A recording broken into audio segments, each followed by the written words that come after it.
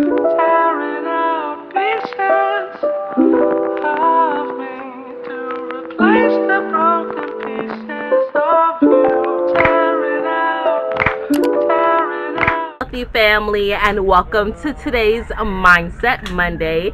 Welcome, new subscribers. We got a couple new subscribers today. I see you all showing out and supporting your girl. I'm so thankful for that. So today's Mindset Monday, we are going to talk about, well, I think I can say it without getting flagged. We're going to talk about how to get through this COVID pandemic, how to not allow ourselves to get too scared. Okay, I know I've made a couple of videos about this before, but what they're trying to ramp things up again. There's new variants, Delta Squad, and all different types of stuff happening. And I know that there's some people that's still being really affected by this. Okay, so even if it's not you, if it's just your friends, your families, your coworkers, your loved ones, I'm gonna help give you some tips on how to navigate through this. Okay. And again, I want to let you all know I am saying this from a place of reality. I am not disconnected. I am not, head between my tails. I am not too far in the spirit realm where I do not know what's happening on the 3D plane. I know that although things have been exaggerated, I know there are people who are really affected, who are losing their lives, who are losing their livelihood behind this pandemic, okay? My condolences and my peace goes out to you, okay? But I want to let you know, you do not have to get sucked into this vortex. You do not have to get sucked into this mind fuck, okay? You do not have to... Sorry, thought that was on vibrate. Let me fix that.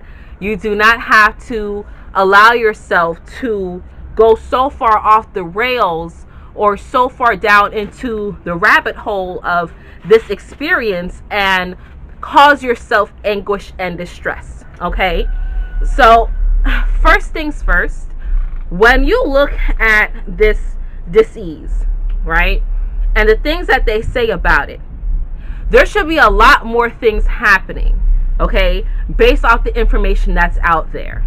If you take a minute and you turn off the news and you step outside, ask yourself, make an original thought. Is what they're telling me on the news matching with what I see on the outside? Are the hospitals really overrun? Are there really things in the air that's plaguing me? Okay?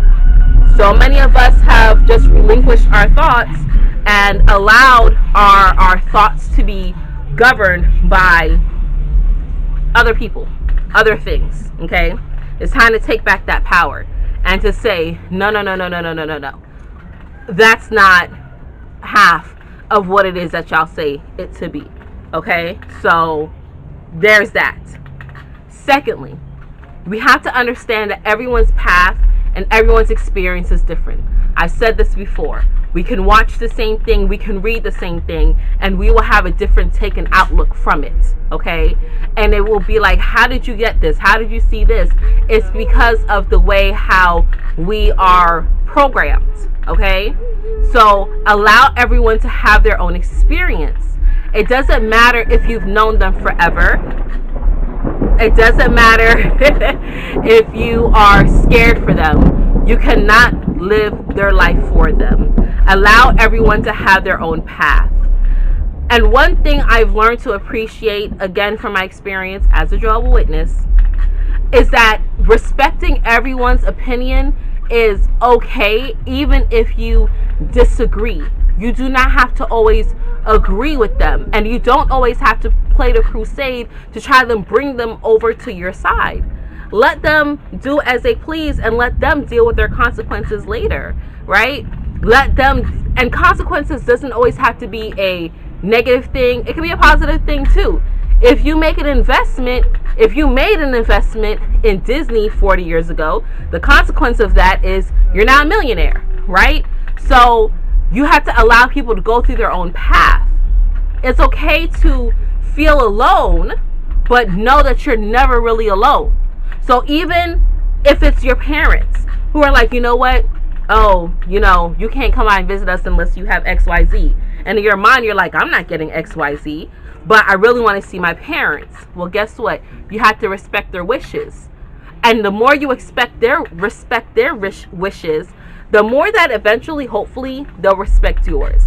Now, that's not always the case. Everyone can't learn to say, okay, I respect you for who you are, even though they want you to respect them for what they got going on. But they can't, conclude and say, okay, yeah, I respect you for what you have.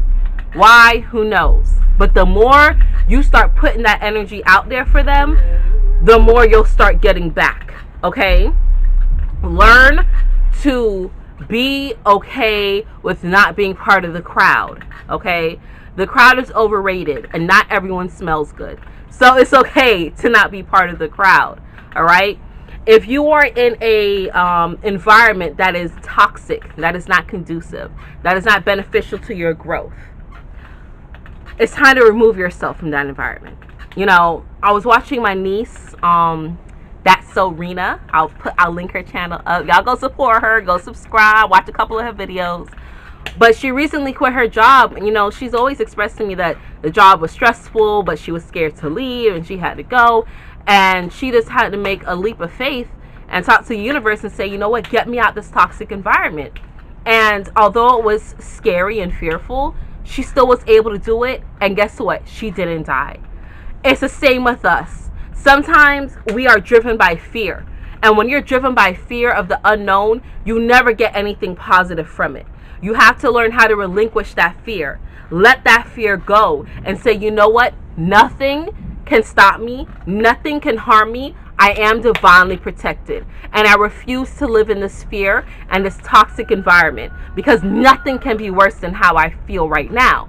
So if you're in an environment where you're feeling pressured because you don't agree with their mandates or they want you to get XYZ and you're like, I don't want to do that to my body. You are the person who's in control of your body. Do not allow them to control you. Learn to say no. Start taking your voice back. They can't force everybody. They can't put everyone in jail. They can't fire everyone. They can't.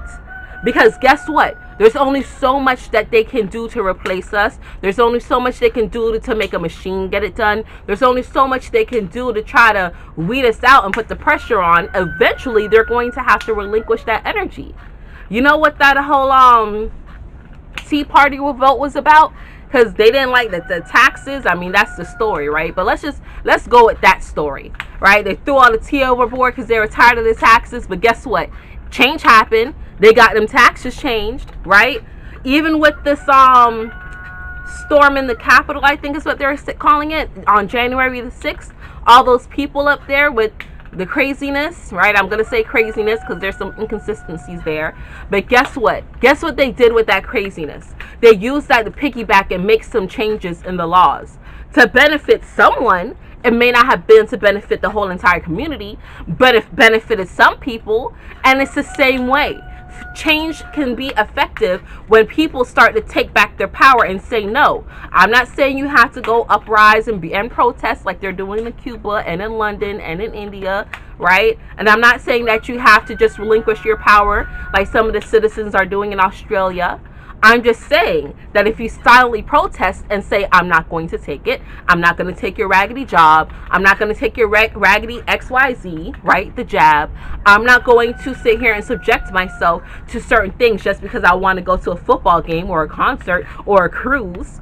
Let's see how long it takes you to stall out. If I say I'm not going to do this, I'm not going to support your company and your propaganda, and I stand firm, and I give someone else the ability to stand firm, then eventually my one turns into a million. How long do you think they're going to continue to do the same thing? Because in order for something to work, they need you. They need your energy. I've said this before. You know why they always talk about ratings? Because they have to know how they're doing. Because if they're not doing well, they're going to change it up.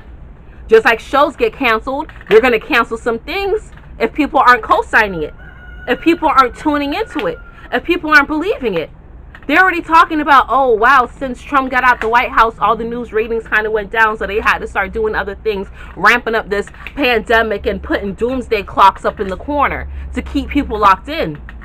But even that kind of backfired. Netflix soared because people really like distractions. but learn how to distract yourself from something else and not plug in and tune into people's foolishness. And allow yourself to live your life and make your own decisions and conclusions. And know that you don't have to be afraid, because there's so many other things out here that you can be afraid of, that you're not even aware of, and that you will never become aware of if you keep your head plugged into the distractions. Okay? So that's just a reminder to stay happy, stay healthy, be fruitful, live your life. You did not come here to be in lockdown. You did not come here to be in bondage. You did not come here to be a slave to this crooked behind system. You came here to be free. You came here to be abundant. You came here to be wealthy in mind, body, and soul. You came here to learn through this situation. You chose to incarnate during this time so you can grow and evolve and help this next generation to do the same. And it is your purpose. It is your purpose to be the best you that you could possibly be. Okay, wealthy family, that's all that I have for you today. But until we connect again, stay alert, stay aware, and live in love. Peace.